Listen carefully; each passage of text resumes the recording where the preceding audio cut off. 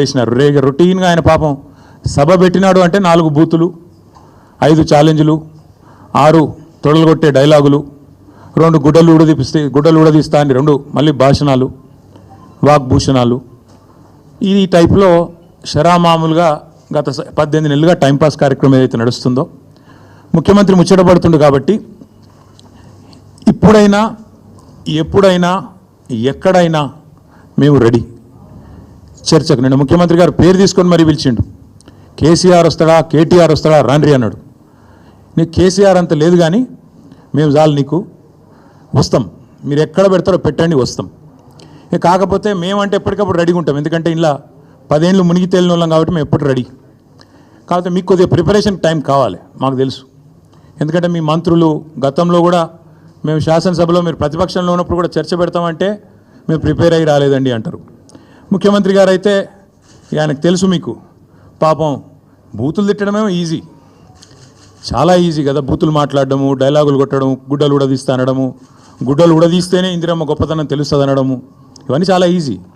కానీ ముఖ్యమంత్రి గారికి నేను ఎందుకు 72 గంటలు టైం అంటున్నా అంటే, మళ్ళీ మీరు అక్కడికి చర్చకు వచ్చి బేసిన్లు బెండకాయలు అని చెప్పి ఆయనతో ఉన్న పరువు తీసుకుంటే తెలంగాణ ముఖ్యమంత్రి పరువు పోతుంది. ఇప్పటికే మీరు ఎంత సిగ్గుమాలిన వ్యక్తో ఇప్పటికే అందరికి అర్థమైపోయింది. ఎవడన్నా అడుగుతాడండి ముఖ్యమంత్రి దేవాదుల గోదావరి బేసిన్లు ఉన్నదా అని అడిగే పరిస్థితి ముఖ్యమంత్రిది. బేసిన్ తెలియదు, బెండకాయ తెలియదు. దాంతోపాటు ఇంకా దరిద్రం ఏంటంటే నల్లమల పులి అని చెప్పుకుంటాడు. నల్లమల తెలంగాణలోనే ఉంది కదా అని అడుగుతాడు మీటింగ్లో. అంటే ఇంత నికృష్టమైన వ్యక్తి కాబట్టే కొద్దిగా ప్రిపేర్ అయ్యేందుకు టైం వారికి 72 గంటల సమయం ఇస్తా ఉన్నాం. లేదు ముఖ్యమంత్రి గారు కనుక ముచ్చటపడి లేలే మా సొంత ఊరికే రండి కొండారెడ్డిపల్లి కంటే అక్కడికైనా వస్తాం, లేదు మా సొంత నియోజకవర్గం కొడంగల్లో పెడతాను నేను అంటే నీ ఇష్టం, అక్కడైనా పెట్టు. లేదు మా నాయకుడు కేసీఆర్ గారి సొంత ఊరు చింతమడకకు వస్తావా, అక్కడ రెడీగా ఉంటాం. లేదు మా నాయకుడు కేసీఆర్ గారి నియోజకవర్గం గజ్వేలు, అక్కడికి వస్తావా, నీ ఇష్టం. ఊరు నీ ఇష్టం, ప్లేస్ నీ ఇష్టం, సమయం డేటు అన్నీ నీ ఇష్టం. నేను రెడీ. మా పార్టీ తరపున నీ సవాల్ను స్వీకరిస్తూ ఉన్నాం. ఇందులో ముఖ్యమంత్రి గారి తరపున ముఖ్యమంత్రి గారు ఇచ్చిన సవాల్ను పార్టీ తరపున నేను స్వీకరిస్తూ ఉన్నా.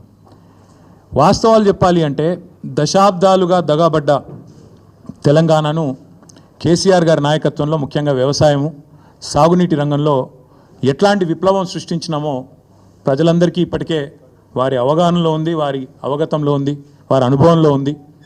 అయినప్పటికీ కొన్ని విషయాలు గుర్తు చేయాల్సిన బాధ్యత మా మీద ఉన్నది. ఆనాడు సమైక్య రాష్ట్రంలో తెలంగాణను నీళ్ళు ఇవ్వక ఎండబెట్టినారు కాబట్టే, కరెంట్ ఇవ్వక కాల్చక తిన్నారు కాబట్టే తెలంగాణ ఉద్యమం పుట్టింది.